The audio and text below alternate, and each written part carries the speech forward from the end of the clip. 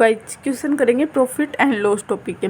एक वस्तु को यदि 8640 रुपये में बेचने पर एक दुकानदार को 4% का नुकसान होता है तो वस्तु का लागत मूल्य क्या है। देखो इससे पहले हमारे पास में क्या पता होना चाहिए, हमें जो भी हमारे पास में सेलिंग प्राइस दे रखी है अगर वो कॉस्ट प्राइस से ज़्यादा है, मतलब जो भी जिसने में हमने रुपए में उसी चीज़ को खरीदा है उससे अगर ज़्यादा है जिस भी रुपए में हमने बेचा है तो हमारे पास में क्या निकल के आएगा, प्रॉफिट। मतलब कि अगर मैंने 100 रुपये की चीज़ 200 में बेच दी तो जो 100 रुपये आएंगे वो मेरा क्या आएगा, प्रॉफिट आएगा।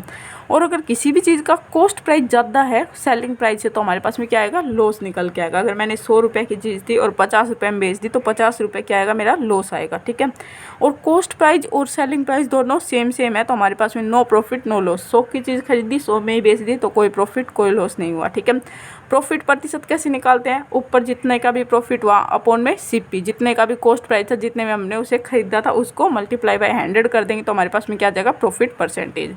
ऐसी लॉस परसेंटेज, ऊपर लॉस नीचे क्या आएगा, सीपी, जिस भी हमने प्राइस में उसे खरीदा था मल्टीप्लाई बाय 100 करेंगे तो हमारे पास में क्या आ जाएगा, लॉस परसेंटेज आ जाएगा। ठीक है, अब बोला गया है कि 8640 रुपये में हमने किसी चीज़ को बेचा है तो हमें 4% का लॉस हुआ है। तो मतलब कोई भी चीज़ 100% होती है, अब 100% की चीज़ हमने कितने में बेच दी, 96 रुपये में बेच दी। ठीक है, तभी तो हमें 4% का लॉस होगा। और इस 96% की वैल्यू कितनी दे रखी है, 8640। तो ये 8640 किसकी आ गई, 9600 की वैल्यू आ गई। तो हमसे कॉस्ट प्राइस कितना होता है, 100% नहीं बोला गया तो 100%। अब ये कट जाएगा, 9 से कट जाएगा, 9000 आ जाएगा हमारा राइट आंसर। मतलब कि उसका कॉस्ट प्राइस कितना था उस वस्तु का, 9000 का, जो हमने 8640 में बेच दी। ठीक है, एक दुकानदार एक वस्तु को 5280 रुपये में बेचता है और 12% की हानि होती है। यदि वह 12% का लाभ कमाना चाहता है तो वस्तु को कितने रुपए में बेचना चाहिए, मतलब कितने में उसे बेचना होगा। अब वो 12% हानि में बेचता है तो 5280 रुपये कितने में बेचता है, 5280 रुपये कितने में बेचता है, 12% लॉस मतलब 88 में बेचता है। अब उसे 12% का प्रॉफिट कमाना है। अब 100 रुपये कोई चीज़ खरीदी है तो मुझे इस पर अगर 12 का प्रॉफिट कमाना है तो इसे कितने में बेचना पड़ेगा, 112 में बेचना पड़ेगा, तभी तो मुझे 12% का प्रॉफिट होगा। तो यहाँ पे मल्टीप्लाई कर देंगे 112 से, तो ये कट रहा है तो इसे कट कर देते हैं।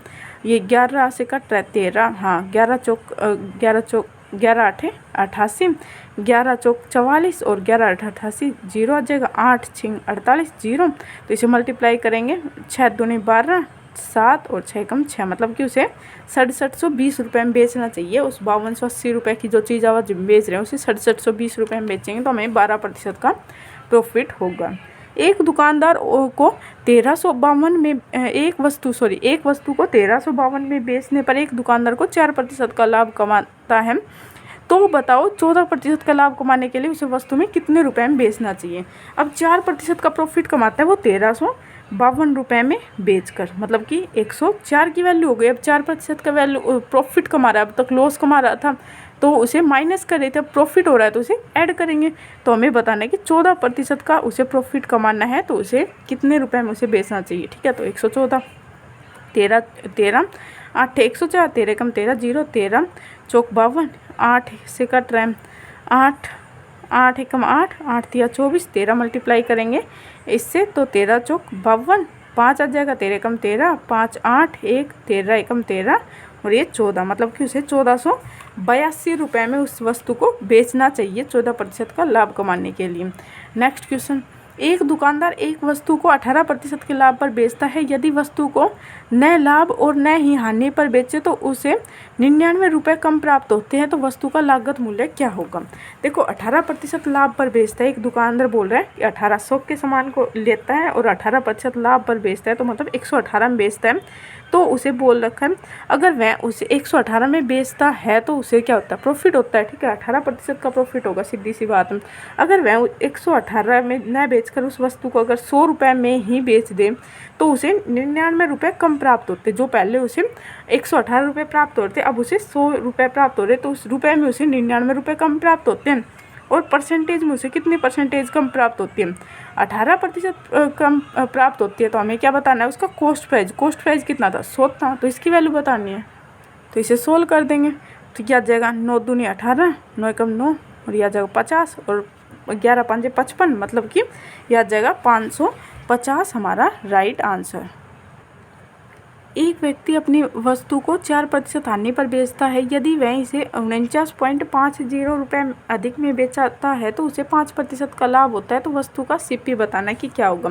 अब देखो, पहले वो किसी वस्तु को 4% हानि पर बेचता था, मतलब 100 की चीज़ को वो कितने में बेचता था, 96 रुपये में बेचता था, और वह 49.50 पैसे, तो उसे जो लॉस हो रहा था 4% का, उसकी बजाय उसे क्या होता है 5% का प्रॉफिट। अब 5% का प्रॉफिट कब होगा, जब उसके क्रय मूल्य पे उसे 5 रुपये ज़्यादा मिलेगा। ठीक है, तो ये हो गया उसका 5% का रुपये 105 मिलेगा। ठीक है, अब देखो रुपए में कितना बोल रखा है, उसे कितने रुपए ज़्यादा मिलते हैं, 49.50, और परसेंटेज में उसे पहले 96% का बेच रहा था, अब 105% का बेच रहा है, तो उसे परसेंटेज में कितना प्रॉफिट हो रहा है, 9% का। तो हमें उसका क्रय मूल्य बताना है। तो वस्तु का क्रय मूल्य कितना था, 100 से मल्टीप्लाई करेंगे, डेसिमल कैंसिल हो जाएगा, 9 5 45, 9 5 45, मतलब कि 550 आ गया हमारा राइट आंसर। ठीक है, अगला क्वेश्चन, एक दुकानदार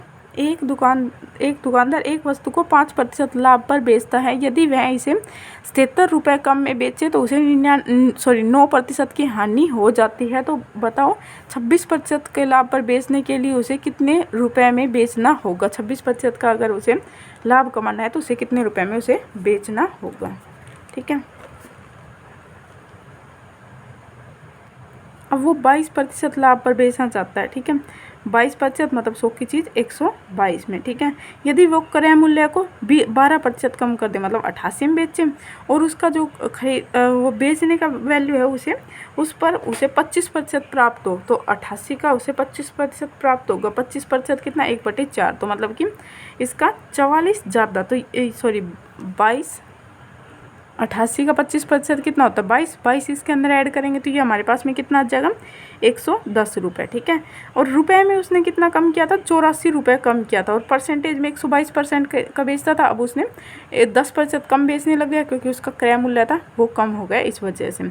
ठीक है, तो परसेंटेज में कितना कम हुआ, ये 12 रुपये कम हुआ है। तो हमें बताने की, अगर उसे 100% मतलब उसका क्रय मूल्य बताएं तो मल्टीप्लाई बाई 100 कर देंगे, तो ये आ जाएगा हमारे पास में 12 7 84, तो 700 रुपये आ जाएगा उसका क्रय मूल्य, मतलब वस्तु का क्रय मूल्य कितना है, 700 रुपये आ जाएगा राइट आंसर। ठीक है, नेक्स्ट क्वेश्चन, एक दुकानदार एक वस्तु को 2% लाभ पर बेचना चाहता है या फिर बेचता है, ये भी बोल सकते हैं। यदि वह उसे 20% कम में खरीदे और 9 रुपये अधिक में बेचकर 35% का लाभ कमाता है तो वस्तु का सीपी बताने की सीपी क्या होगा।